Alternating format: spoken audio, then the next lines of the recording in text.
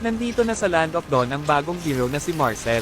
At sa video na ito, aalamin natin kung bakit napaka-interesting ng hero na ito, at kung bakit posible siyang maging isa sa pinaka-game changer na support. Si Marcel ay isang support hero, pero hindi lang siya basta support. Isa rin siyang crowd control specialist na kayang kontrolin ang galaw ng mga kalaban at gumawa ng napakalakas na team combos. At ngayon aalamin natin ang mga skills niya.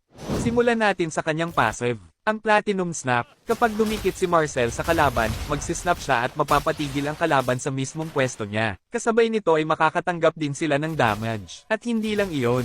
Magkakaroon ka ng shield, at kapag may mga kakampi na malapit sa iyo, mabibigyan din sila ng shield. Ngayon naman, pumunta tayo sa first skill. Ang Framed Moment. Kapag nagcast ka ng skill na ito, magkakaroon ng bilog na area. Kapag dumaan ang kalaban dito, mapapabagal ang galaw ng kalaban. Pagkatapos ng 2.5 segundo, kapag kumpleto na ang ikot ng bilog, mapapatigil niya yung kalaban at madidamage din sila. Sunod naman ay ang second skill, ang Tracking Shot. Kapag ginamit mo ito, bibilis ang iyong movement speed. At kapag pinindot mo ulit ang skill, pwede kang magdash. Pero mas nagiging interesting ito kapag pinagsama mo sa first skill. Kapag nakakast ang first skill at nagdash ka, may iwan ang skill sa pwesto, madidamage sila at may immobilize. Ibig sabihin, pwede mong gamitin ito para gulatin ang kalaban at pigilan ang galaw nila. At ngayon, pupunta tayo sa pinaka-interesting na skill niya.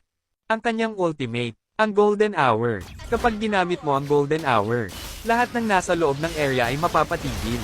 Kasama dito ang tower, lord, kalaban, at kahit mga kakampi mo. At ikaw lang ang pwedeng gumalaw habang active ang ultimate mo. Habang nasa loob ka ng Golden Hour, mare-reset ang passive mo. Hindi ka rin pwedeng atakihin habang nasa loob ka ng ultimate habang nakakast ito. Pero ito ang pinaka-nakakatuwang part. Kapag nag-ultimate ka at gumamit ng skills ang mga kakampi mo, hindi agad iyon tatama. Sa halip, maiipon muna ang lahat ng skills. At kapag natapos ang Golden Hour, sabay-sabay tatama ang mga naipon na skill shots. Dahil dito, napakaraming nakakatakot na combo na pwedeng gawin. Halimbawa, Marcel at Ranger combo, sabay-sabay na burst damage skill. O kaya naman, Marcel at Chang'e, ultimate tapos flame shot.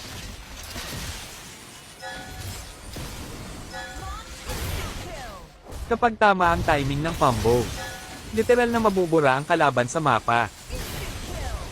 Kaya kung mahilig ka sa mga kakaibang strategy at malalakas na team combos, siguradong may enjoy mo ang bagong hero na si Marcel.